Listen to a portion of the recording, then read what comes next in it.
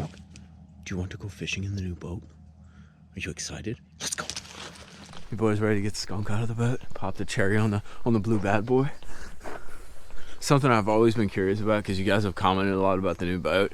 So I think there's like 2 or 3 top colors when it comes to bass boat, and I think red, blue, and black are those top colors. But I'm open to disagreement. So let me know down in the comments box what you think the top bass boat colors ever are, like top 3.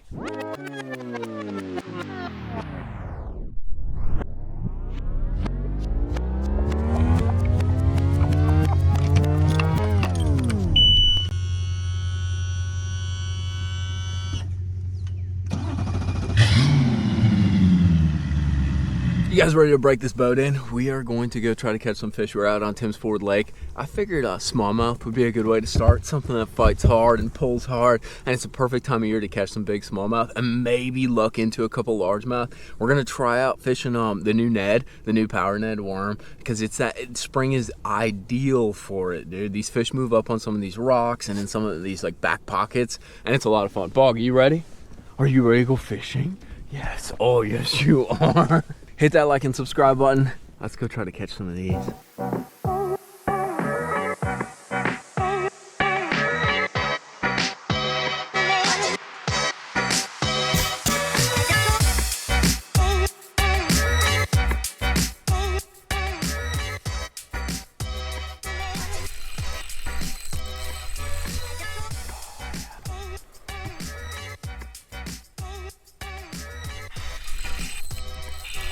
Fish on. Not a big one, but a good way to start. I love fishing the Ned for smallmouth, dude. It is so much fun. And they are so mean. I saw some of these fish actually. It's a beautiful one. Nice one. Way to start the day, guys. On the little Power Ned worm.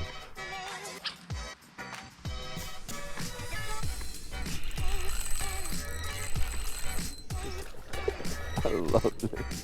They just got the Power Net on a little 3/16.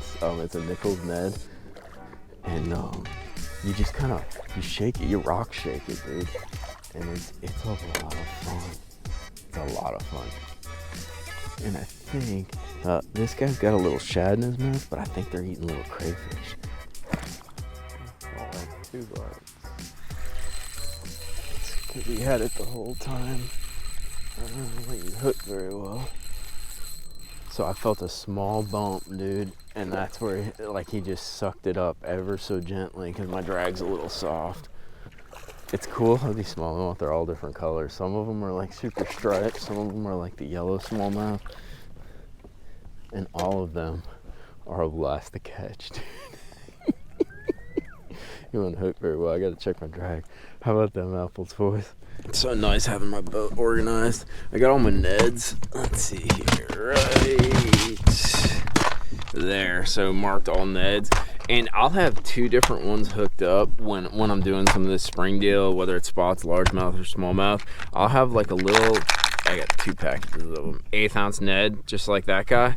And then I'll also have a 3/16 for a little bit deeper stuff. And these are the Nichols Neds. We're on kind of a deeper point, and it's more open cover. If I was fishing like trees or really like snaggly stuff, I'd probably go with the Power Ned. But in this case, I want something that has a little tiny hook. These guys have like little, they're fractional hooks, super tiny, dealing with smallmouth, dealing with some largemouth mixed in, but they got small mouths, and they're oftentimes like hard to hook, especially in this colder water, kind of early spring. So I got my 1/4 ounce right here. I'm running it. This is 8 pound fluorocarbon Sunline Sniper. I'll put links to all this stuff in the description box, but you guys are gonna laugh at me, but I just tie a Palomar. It's kind of cold out here, and my fingers aren't working very good, and it's a simple knot to tie. I just lick it extra good, but I'll just tie that Palomar, and it runs to 14 pound braid, 8 pound leader, and that no stretch these fish, you'd be amazed how much they just touch the bait this time of year. They don't really, you might feel a tap, but they don't really bite it. And you kind of reel down and it's like, oh, that's a rock. And then you're like, oh, that's moving. That's a fish.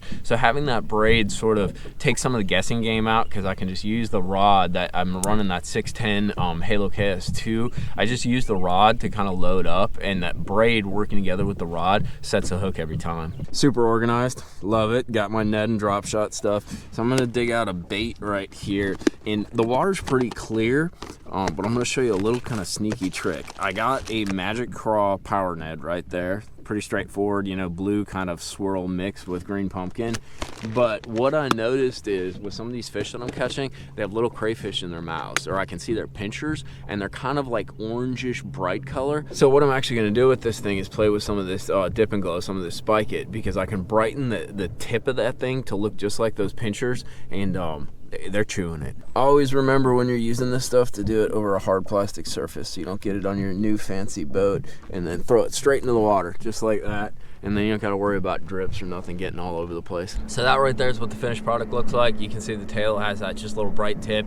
It's not orange. I don't have orange Spike It, otherwise I'd use that, but it's bright, and I think these fish really focus on shades. I don't think color is super important, but silhouette, shades, brightness, like those kinds of aspects, almost like Photoshop editing, dude. Like those things are what's important. They see this thing kind of dangling down there and like, that looks like the crayfish I just ate. Let me go eat that.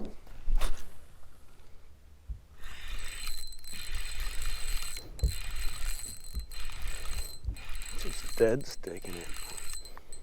I feel like a little devil. Oh yeah.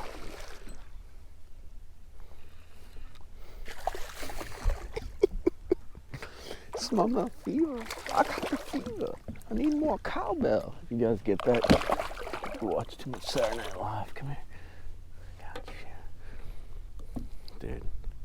Little mouth, big body, Ned worm. Oh. So how are we fishing this little Ned doodle? Well, the wind's really blowing, and whether I'm fishing a straightaway like this or a point, I just kind of make little kind of short casts, get it kind of near to the bank, and then before I even start reeling, I get the slack out of the line and I just shake that bait. Just like that. I use my rod tip. I got it on a 610 KS2, but I'm really shaking the bait a lot, especially if you're on a body of water with smallmouth or spots. It seems like they want the bait moving but staying in place during this early season. And then I got a little tree fall right here. I'll kind of flip the bait to the corner of the tree fall. But really, you want to cover water, but you want to not move the bait that much. You know, ideally 10, 8, it's sort of mid-range seems to be key, especially this time of year. But all you're doing is popping it in there, shaking that thing, and the bite's either going to be a tick right after you stop shaking, or your line's going to just eat up that slack, and she's going to be swimming off to the right or left. And it's fun, dude. They pull, and it's a great way to catch numbers and size during this early season time of year.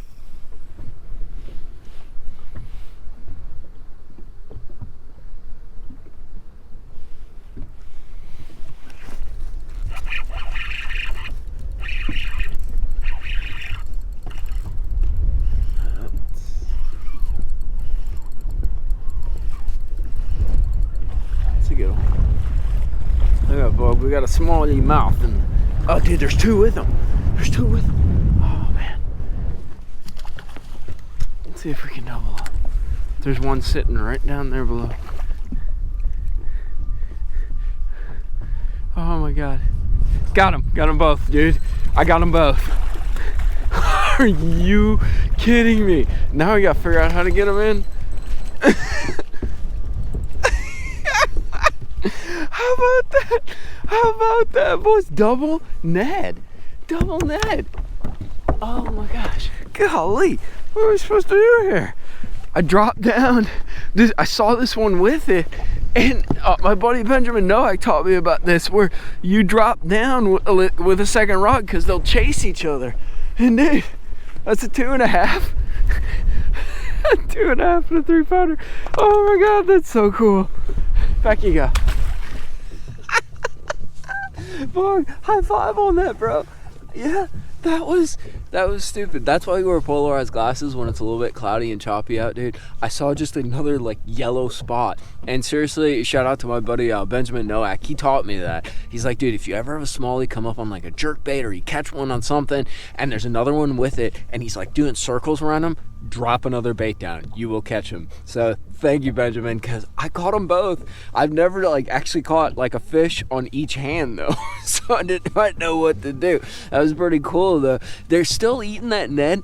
It's a little tough with the wind, but I'm just dragging around. You can see we're kind of on a little gravel point right here, a little ways offshore, and I'm just looking for little hard spots and little kind of gravel where there might be some bait, or I might see one or two fish. Smallmouth are a little harder to see on the graph because they usually stick to the bottom, usually a little bit more, so getting separation and actually seeing them off the bottom is pretty tough. So you're more or less fishing stuff that looks right and sets up right, like that chunk rock, like gravel, like that, like a tapering point that flattens out, and that Ned is perfect for it, dude. This time of year, once you hit that early spring kind of point, from then on it is tough to beat a Ned when it comes to spotted bass and smallmouth.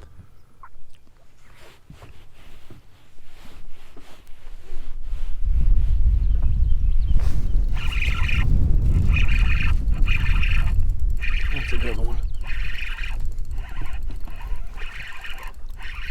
I saw him on the active target before I caught him. I saw him come to the bait because I actually miscasted. I cast it a little too far to the right and saw him kind of move over. Is that a largemouth or a smallmouth? That's a largemouth, dude. That's crazy. That's like a 3.5 pound largemouth. Come here. There's another one down there, but I think I went and moved them around. That's a 2.5, not that big. But I went and moved them around, but that Ned catches them all. That's what's so cool about it, dude. This time of year, it's tough to beat. Well, Buck, how do you like the new boat? High five? Yes, it's a good boat. Thank you guys for coming along for getting in the new boat and getting it all fishy with me.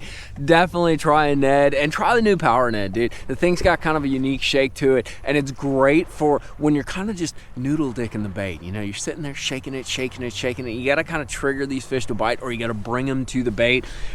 In this situation, we were using the Nichols Ned. I'll put links to all this stuff in the description box at Tackle Warehouse. But the Nichols, I have a dip tail on that chartreuse, but that's the Gambler Power Ned. KS2, just a spinning reel with fluorocarbon to a braid leader. Just your standard kind of finesse spring Ned setup, but it's a lot of fun, dude. That bite is just getting started. It will last all the way through the spawn, so get yourself out there and catch some fish. Hit that like and subscribe button. We'll see you back out on the water or from the garage talking fishing.